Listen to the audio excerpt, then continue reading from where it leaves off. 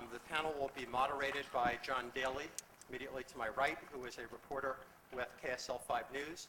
And participating on the panel are Sylvia Garrigo, Manager of Global Issues and Policy for Chevron's Policy, Government, and Public Affairs Organization, Marcel Schoup at the end, who is, I'm sorry, next to John, who is the Principal Advisor for Sustainable Development and Product Stewardship at Rio Tinto.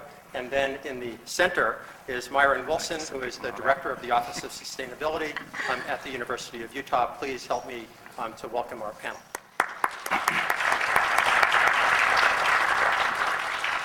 All right, thanks very much, Bob. We appreciate it. What we're going to do here is each of our panelists will have a few minutes to describe their work and what their organizations are doing on this front, and then we'll ask some questions, and then hopefully have some time for the audience to ask some questions too. And maybe, if it's all right, maybe we'll go from my right, or left to right, your right to left, and start off with Marcel. Well, thanks, John, and thanks, Bob, for that introduction. For those of you who don't know a lot about Rio Tinto, we operate in more than 50 countries around the world, and our primary products include aluminum, copper, gold, iron ore, coal, uranium, and various industrial minerals.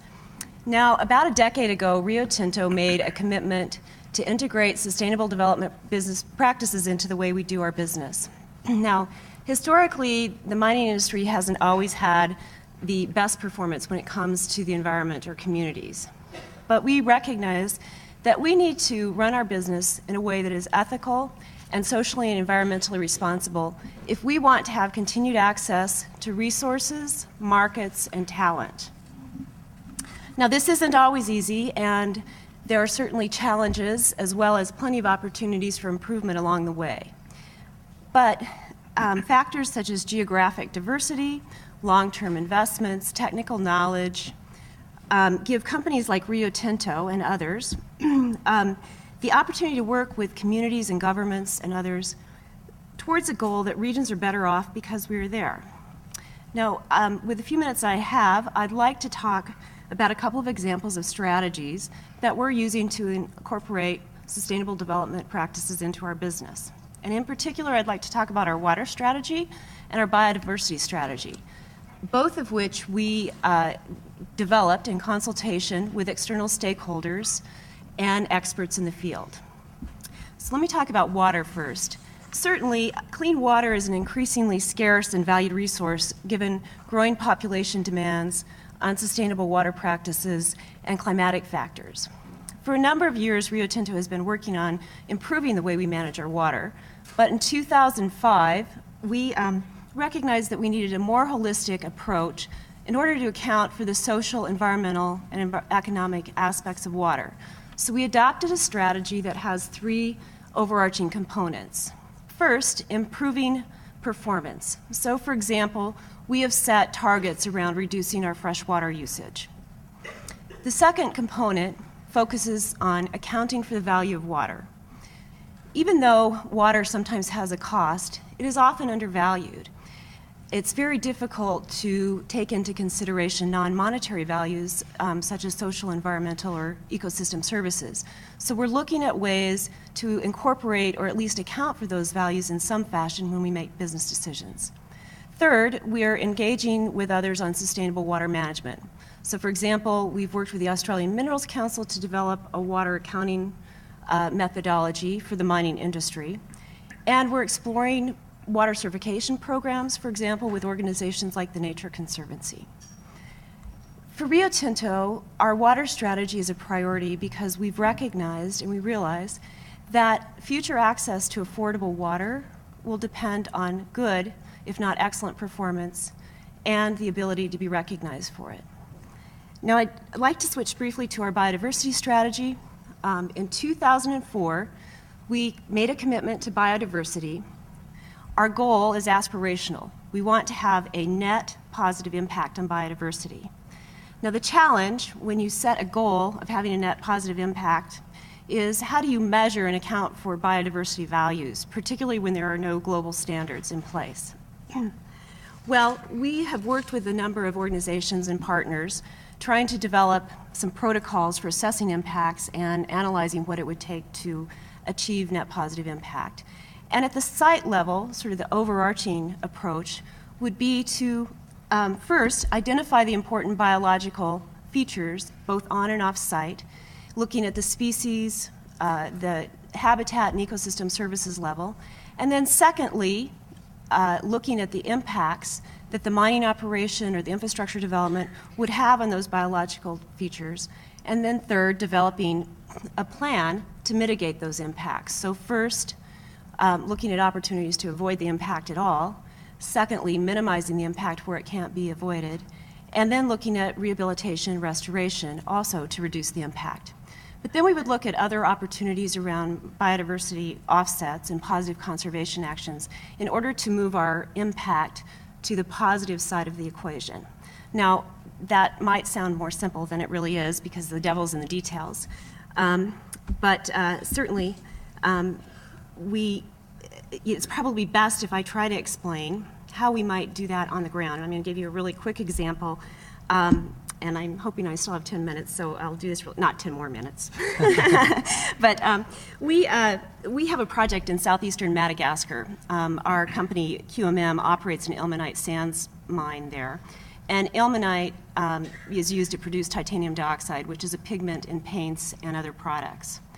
Now, this area of Madagascar is one of the most biologically diverse regions, but it's also been one of the poorest. And so in this region, high poverty rates, few economic opportunities have meant that the local people have had to rely on the forest for charcoal production for fuel and have engaged in slash and burn agriculture for their livelihoods.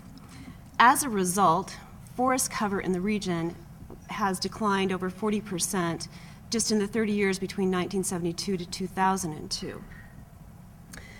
QMM will mine in this region for a period of over 60 years, and the mine is located in an area that harbors coastal littoral forest, which many of you know is a rare habitat in Madagascar and home to a number of threatened and locally endemic species, including the lemur.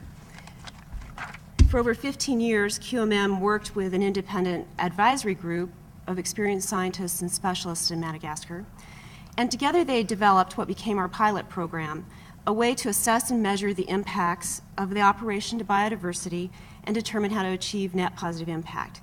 They largely focused on avoidance and offsets. So through this process, Rio Tinto ended up giving up more than 10% of the mining concession in order to avoid impacting 3 littoral forest zones, which were some of the last remaining remnants in this area. Those areas are now jointly managed with local communities. And as part of the effort to also reduce the pressure on the forest, working in partnership with a number of other organizations in the communities, plantations of fast-growing non-invasive wood species were set up as a fuel source, and seed banks and other nurseries were set up to propagate native species for restoration activities. Now, the other component, clearly, were offsets, and 4 offset sites were identified, and one of those offsets was part of a 185,000-acre tract of upland forest area. That area received temporary protection status from the federal government and will eventually be designated as a national park. Now, management of this area right now is through local communities and a payment system to those local communities, but the long-term vision is for the site to be co-managed as not only a protected area, but also an area that contributes to socioeconomic development. This will depend on long-term sustainable funding mechanisms. Now, back to the water strategy briefly. That provides a framework for us to look at water risks in a region. Here, the forest area that I just mentioned that included the offset provides multiple ecosystem services benefits, including watershed protection management for 2 major rivers and the local water supply for the surrounding communities. Also, to address the lack of clean drinking water and inadequate water structure, QMM worked with the World Bank and the local service providers to jointly finance and construct and upgrade the existing infrastructure and water distribution and treatment systems. The overall effort incorporated a whole-of-catchment approach to water and biodiversity management, and then also provided clean drinking water to supply water for a healthy community and the workforce. Now, how we might implement the biodiversity and water strategies in Madagascar may be very different than how we might implement those strategies in, say, Arizona, because local circumstances and local stakeholders are certainly different. But we look for ways to implement these global approaches by working with local communities and partners. How well we do is certainly essential for us because we want to be seen as the partner of choice in the metals and mining business. Thank you. All right. Thanks, Marcel. Myron? I just want to say this is my 5th Stegner Symposium, and I appreciate the people that have that put this on.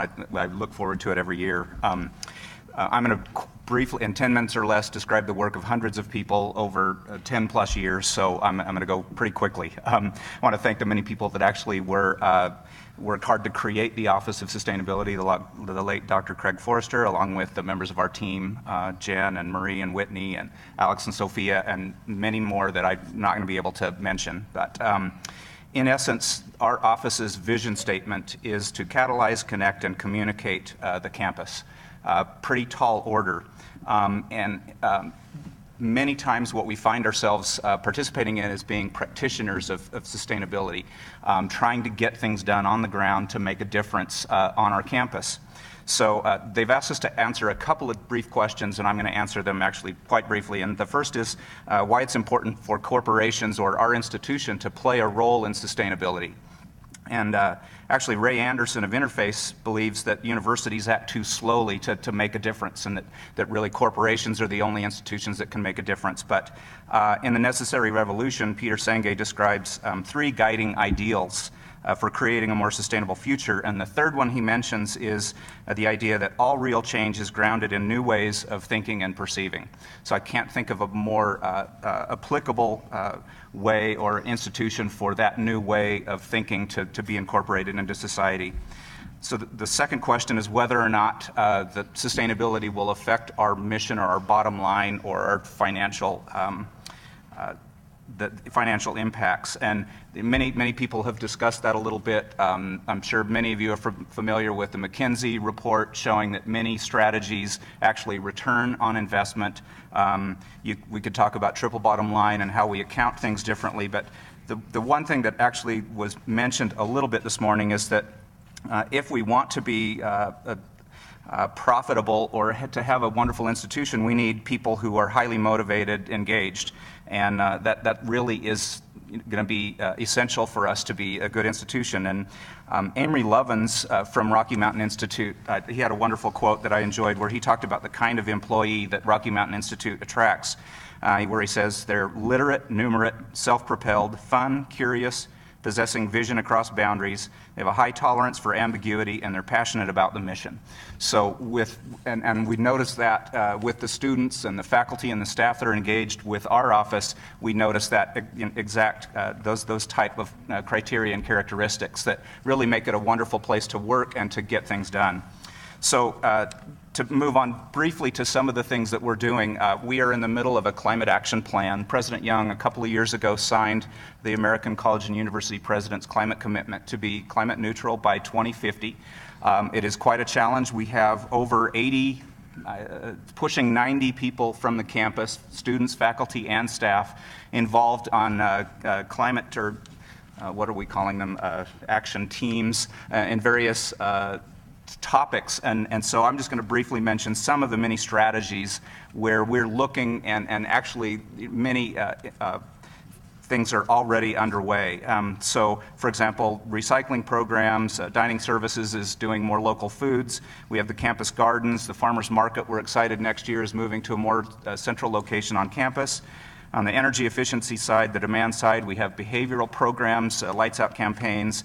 We're hoping to move into green labs and green IT initiatives this summer. We're just about ready to get some aggressive energy standards beyond LEED, way beyond LEED, passed in a week or two. On the supply side, with the help of ESCO companies like Chevron here today, we have combined heat and power cogeneration plants. We're doing a new chiller with very efficient that has thermal storage. We are able to incorporate renewable energy where appropriate. We're looking forward to pulling together a local offset program on campus where the money will stay on campus that people donate rather than being kind of to some random or unidentified wind project in South Dakota or somewhere else. So, and then one of the other items, in a couple of months, seasonal energy storage will be initiated. Kent Udell is going to have a project at the Sill Center that actually takes the cold of winter, stores it underground in the form of ice, and is used to air condition the buildings the following summer. So essentially, so we have just many initiatives on campus, and I wanted to talk, just kind of end this on a couple of issues. And that is just some basic observations, and that is we can't really talk about sustainability without talking climate change. And there was a post a couple of days ago by Andy Rivkin on the .earth blog from the New York Times. It was really good, where he said, any useful summary of knowledge on the causes and consequences of climate change and possible responses would have to include a hard look at the substantial body of work on what shapes human behavior, how people absorb or ignore scientific information. So just a couple of those that we're trying to deal with are the things, for example, like positive, I'm just going to give one example, well, two, positive illusion, where people consistently regard themselves more positively than they regard others. A couple of examples. For example, 94% of college professors report doing above average work. And I know from my own profession, architecture, I think if you ask most architects, they'll say they're doing sustainable architecture. I mean, it's in the people are aware of it, but the reality is we're not. So how do we show that to people, but without discouraging them or getting into arguments about it, but that we move forward and make some progress? And the last thing is that these are pretty high stakes. So many times people that might normally work together are arguing about solutions. Things can be framed like technology versus behavioral change, or working to change the system from within versus direct action. And I'm sure if you're on any email group, you'll get competing interests about what should be happening, kind of either or. And it really needs to be framed as yes and. And finally, Peter Senge beautifully summarizes sustainable future will entail collective creating of every imaginable sort. It will require the courage to act without all the answers.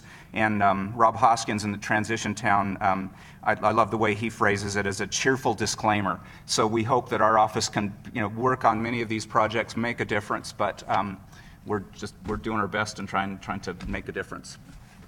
All right, thanks very much, Myron. Yeah, as you say, the stakes are very high, and that's why we're having this whole conference, I think. Sylvia, carry on from there. Okay. Well, thank you. Chevron wants to thank the university for this invitation to speak on a topic that is near and dear to our heart, sustainability. And what I'm going to do is address the questions that have been posed to us, which is to discuss how companies play, or why it's important for companies to play a role in helping build a more sustainable society, and the ways in which it serves our objectives, as well as furthering shareholder returns and profits. These questions are interrelated, so I'll just answer them in one swoop, and then I'll try to give some examples of how we strive to achieve sustainability. And one of the best examples of partnerships for sustainability lies right here in the campus, a partnership between one of our subsidiaries, Chevron Energy, and the university. Before I answer why sustainability is important, I'd like to take a shot at defining what it is.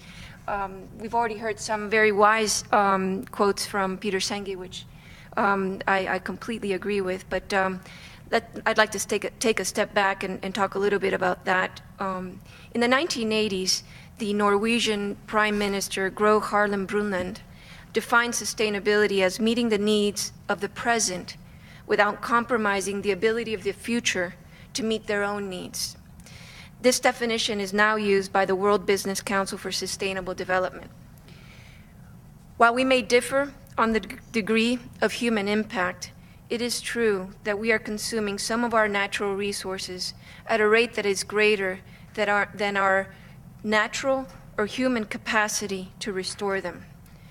It is also true that the distinct social or environmental impacts that we know today will be addressed differently and will require separate actions by different industries. For example, water for the beverage and garment industry is what climate change is for the energy industry.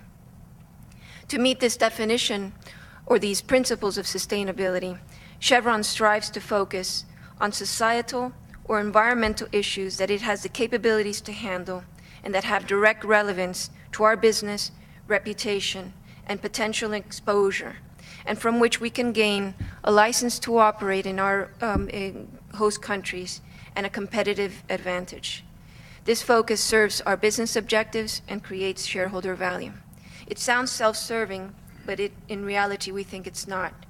Chevron believes that to advance sustainability, the success of company and community should mutually reinforce each other. Business cannot pursue its ends at the expense of society, and society cannot pursue its causes at the expense of business.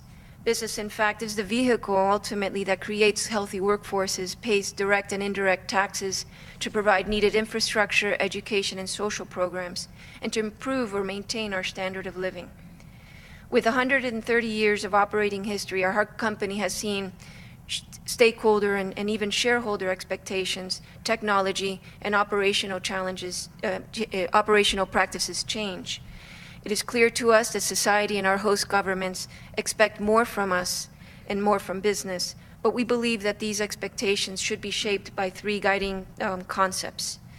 The first is that the greater the relationship between the company's business and the social and environmental issue, the greater the opportunity to capitalize the company's resources, organizational capacity, and innovation, all of which are designed to also benefit society. The second is that profits and corporate social responsibility or sustainability are not mutually exclusive. There are many causes that are worthy of our attention, but a company must choose which one benefits the business as well as society, or the business may cease to exist or cease to be profitable. The third is that business should not be responsible for all causes, nor does it, because it doesn't have the resource, geographical reach, or expertise to address them. Sustainable and responsible development and respect for social and environmental issues is a shared responsibility of business, host governments, and civil society. Michael Porter, a Harvard professor who is a thought leader in the corporate responsibility space, often states that CSR is not whether a cause is worthy or not, but rather whether it presents a meaningful opportunity to create shared value. That is, a meaningful benefit for society that is also valuable to business. At Chevron, we believe that shared responsibility and effective multi-sectoral partnerships create shared value, and that shared value creates sustainable businesses and societies. Let me turn now to why we think it's important for companies to play a role to help building sustainable societies. Every business, as I mentioned before, impacts society and the environment in varying degrees. Some of these impacts are apparent, some of them are subtle, but regardless of how they're defined, the changes over time in technology and social expectations evolve, and we believe that likewise our ability to manage them and the processes and policies that we use to manage them should equally evolve. At Chevron, managing the impacts and benefits from our operations work in tandem to manage our reputation, our exposure to litigation, our license to operate, all of which contribute to creating business value. Let me share some examples with you across the social and the environmental spectrum. In Angola, we have a program or initiative that's called the Angola Partnership Initiative. It's an initiative that helped Angola come out of and emerge from 30 years of civil war. Chevron committed $25 million to the initiative, which was increased by $31 million from development agencies of the United States, such as the USAID and UNDP. Working with the development agencies, NGOs, the government, this investment helped rebuild the lives of millions of Angolas and was used for microcredit loans, agricultural development, educational projects, and assistance with resettlement and housing of those that were involved in the Civil War. One institution that we're very proud of is Novo Banco. It's a microfinance institution that was established in 2004. Since then, it has made $27 million in loans and became profitable in 2006. Barrow Island is an example of how we manage environmental impacts. And like our colleagues at Rio Tinto, we have not only internal organizational expertise to work on our biodiversity tools, we also partner with external organizations such as Conservation International and the Nature Conservancy to refine our expertise and our focus. But to give you a little bit of an example of what we do in Barrow Island, it's a Class A nature reserve off of northwestern Australia. It is one of the largest islands in Australia and supports species that are now extinct in the mainland. It's also one of the largest sites for the production of oil. Since Chevron, we began operations there in 1964, and through time we've refined our ability and our processes to prevent the introduction of invasive mammal species and the spread of weeds on the island. And right now, we're pretty proud to say that Barrow Islands is considered an industry benchmark for the coexistence of petroleum development and biodiversity protection. In terms of natural gas projects, we're also very proud of our operations in the Gorgon. It will produce liquefied natural gas and domestic gas for Australia and the world. The magnitude of the project is enough to power a city of 1 million people for 800 years. In this project, we plan to inject, as part of carbon sequestration, 3 million tons of CO2 per year in a deep reservoir beneath Barrow Island. Globally, the net impact of using Gorgon LNG will result in about 45 million tons less greenhouse gas emissions. When compared to coal, is the equivalent of taking about 2/3 of all vehicles in Australia off the road. But our CSR work or our sustainability work is not limited to socioeconomic or managing impacts that are generated from our operations. Like many energy companies and mining companies, we have to go to where the resources are. And that poses a whole nother set of challenges that we inherit from our external environment. It's no secret that resources are found in very tough operating environments. And how we deal with those challenges will determine whether we will face the potential of being accused for ecosystem degradation, advancing poverty, human rights abuses, or corruption. And we know that could come at a very significant price today. Incidents, issues, and criticism campaigns attract global attention in a nanosecond. And just as commerce has gone global, so have communications and litigation. Isolated environments are no longer existing. Some people see our business as doomed to working in countries that are plagued with poverty or where corruption is traded for natural resources. We strongly disagree with this vision and this concept. It is true that we have to go to where the resources are, but it is also true that we can produce profits, produce energy, and manage our costs while producing shareholder returns and focusing on policies, processes, and community programs that enhance the benefits of our operations, as well as build sustainable societies that have particular social or environmental concerns. This speaks volumes of the importance of integrating sustainability throughout our business value chain. We hope that our host governments choose to work with Chevron, as well as our partners choose to work with Chevron because of this vision. And we hope that shareholders also invest in us because of this vision. One process that we are particularly focused on is our ESHA process. It's the Environmental, Social, Health, and Impact Assessment process, which studies either in an integrated or a separate form, depending on the issue and the stage of the operation, the different impacts that our operation may cause, as well as the different external conditions that are present in the operating environment that we're in. It's been applied to more than 450 major capital projects worldwide. Another policy that's very important for us is our human rights policy. In December of 2009, we adopted a human rights policy. Prior to that, we had a human rights statement. We hope that this policy will institutionalize our way to understand and approach human rights, but it will also foster greater awareness of human rights issues, as well as our capabilities of identifying and managing the issues. There are also external conditions where our company strives to be a positive force for change. You know that our business thrives on the consistent application of the rule of law, transparency, intellectual property protection, and safeguards against corruption and human rights violations. To this end, we know that business can play a very positive role in modeling behaviors and setting up organizational capability that help countries advance and evolve in these issues. I'd like to discuss one example of how we're doing so in the Niger Delta, one of our most challenging environments. There we have a process called the Global Memorandum of Understanding, what we also call the GMOU. And I've been asked to stop, so I'll go very quickly. This is an area, as you know, that has historically had tribal and conflict and violence. And there were very fragmented approaches and perspectives of how industry can relate with these communities. What we did was create 8 regional development councils, now representing more than 425 communities and approximately 850,000 people.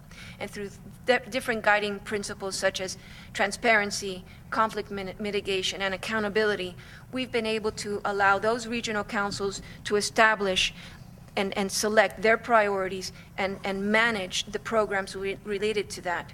So since the start of this project, they're now managing 192 infrastructure projects, solar water projects, housing, and electrical expansion.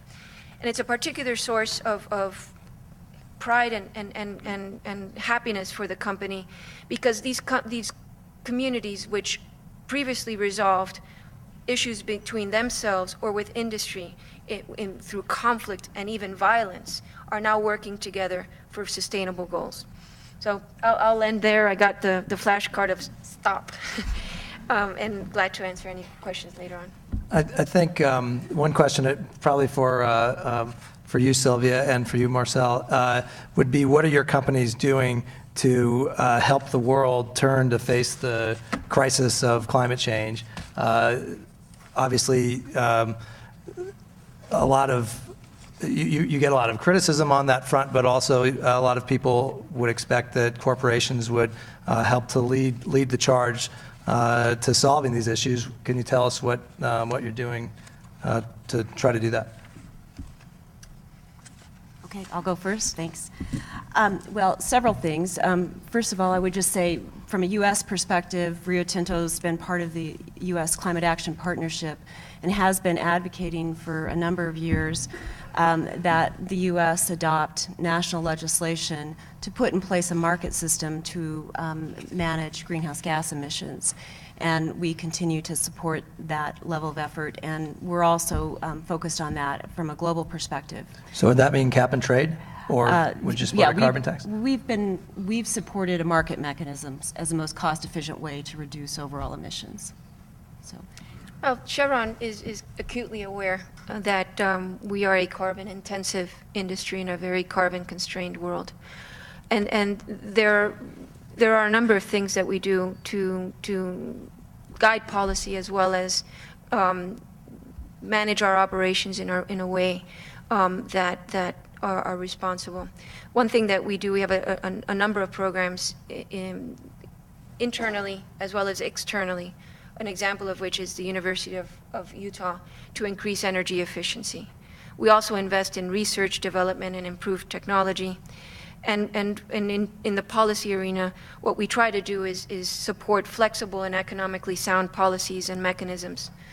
There is a reality, however, that we're all grappling with, is that the National Petroleum Council has issued a report that, you know, as much as we would like to shift our changes with more speed, we are going to be dependent on fossil fuels largely until 2030. And that means the use of oil, coal, and gas.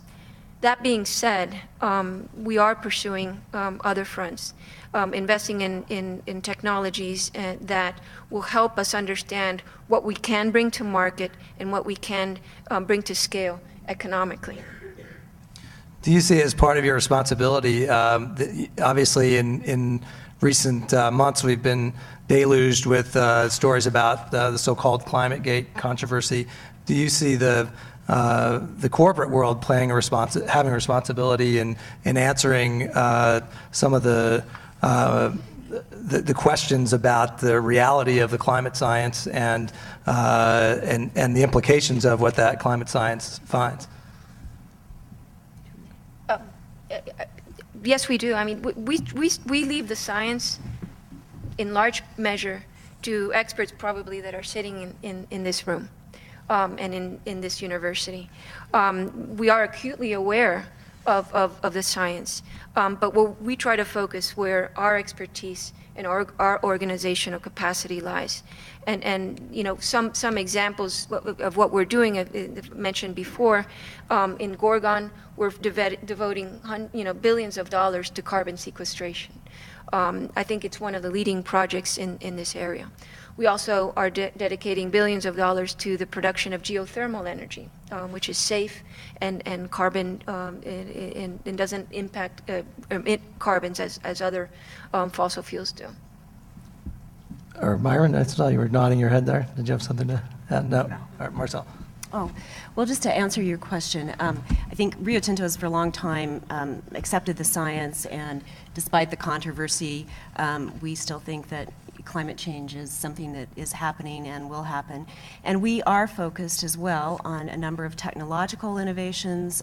We also have a joint venture with BP to do carbon capture and storage, as well as looking at our own operations to try to reduce our own emissions and energy efficiency.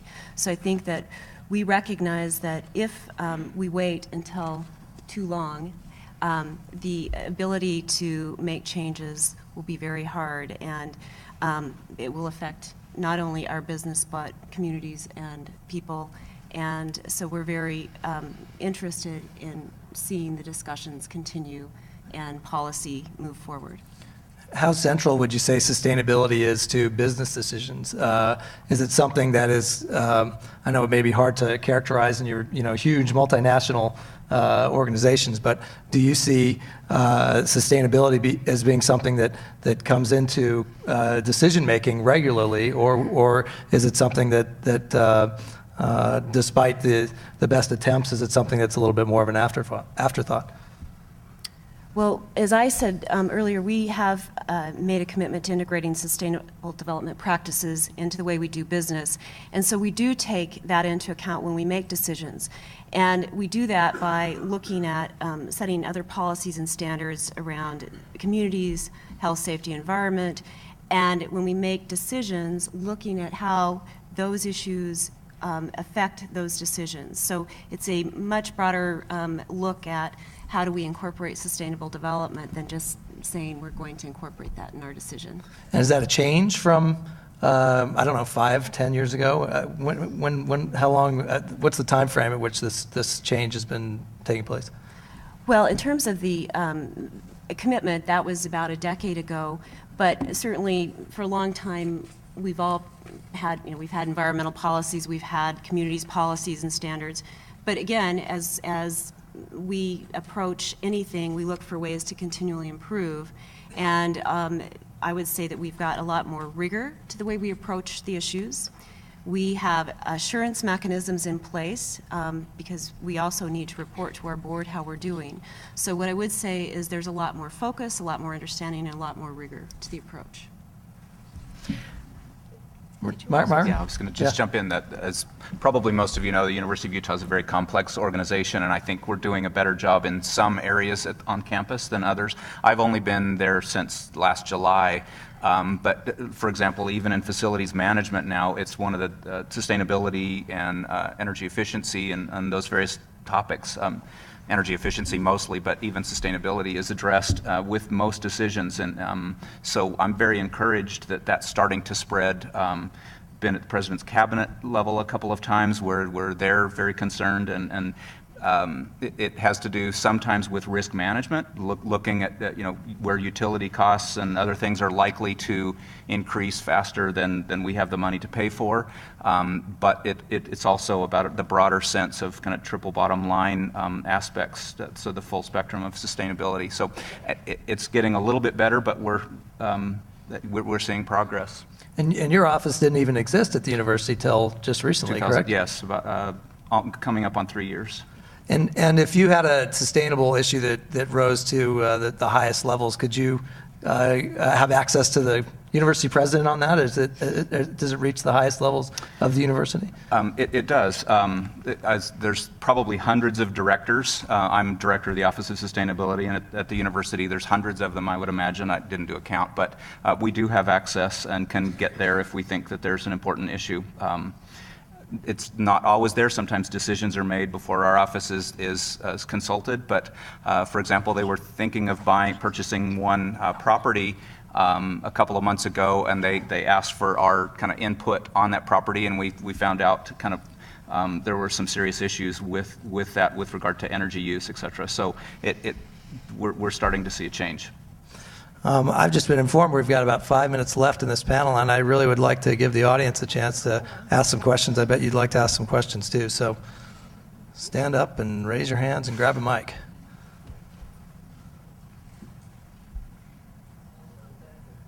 So the issue is, how can our office help work with the community and provide support to exchange information? And yes, actually, just trying to keep the remarks brief, we have education, community outreach, curriculum committee as well in our climate action plan, and we actually feel that that's one of the most important aspects. So as we learn these, kind of get results from our various strategies, we want to be able to share them. And we also want to learn from the community. It should be a two-way dialogue where we're able to learn from the community and then provide the results of our strategies. I have a question. Both companies that you've talked about, Rio Tinto and Chevron, clearly seem to recognize the importance and impact of global climate change, and you're doing something about it. My question has to do with, what do you consider corporate responsibility is for influencing the political process and the political debate that goes on in a crazy way? For example, in this state and in other places, are you willing to take a stand publicly in a political sense? Who wants to jump on that one? I'll attempt. I think, luckily, it is not as contentious and complex and radioactive as our health program. But all kidding aside, we do take an active role in trying to shape policy that is flexible, economically sound, and that considers all of the touch points in our economy and business value chain that could impact climate change. Some of the legislation that we have seen that's been proposed, we believe, may allocate burdens unevenly, and we don't think that's intentional, but rather it could be a product of not really understanding the full value chain and the impacts. We also think that it may cause unintended consequences,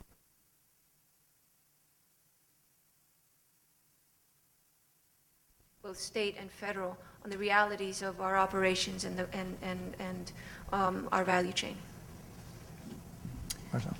Thanks. I would just say that, yes, we've been very active in the political space, as I said, trying to encourage legislation at the national level and also the international level that is market-based. Part of that does also include educational component to help legislators and others understand what the issues are and how those issues will affect not only our business but those that we work with. So I'd say yes, that's the case. We've been less focused on that at a state level, which I think part of your question was focused on, but that's partly because we also think that you need to have a national or international program to get consistency and avoid unintended market disparities. I've been told we got time for one more question right here. Okay, yeah. This is for the two women. Your companies have an international presence, and I'm wondering if you are required to follow the United States laws that protect health and the environment when you're in another country, or are you required to follow those countries' laws, and which do you do? Well, I would say that Rio Tinto has some very stringent health and safety guidelines of its own, and those have to be followed unless that in the country level there's something more stringent. And I would say if you looked at what we do in a company level, many times it's much more stringent than even what you would see in the US or other countries. So. I would echo that also. We obviously want to comply with local laws, but there are many operating practices and standards that we have internally that exceed local law requirements. They're global standards, so we don't do a legal comparison. What we do is comply with the laws where we operate. In the United States, we comply with state and federal law.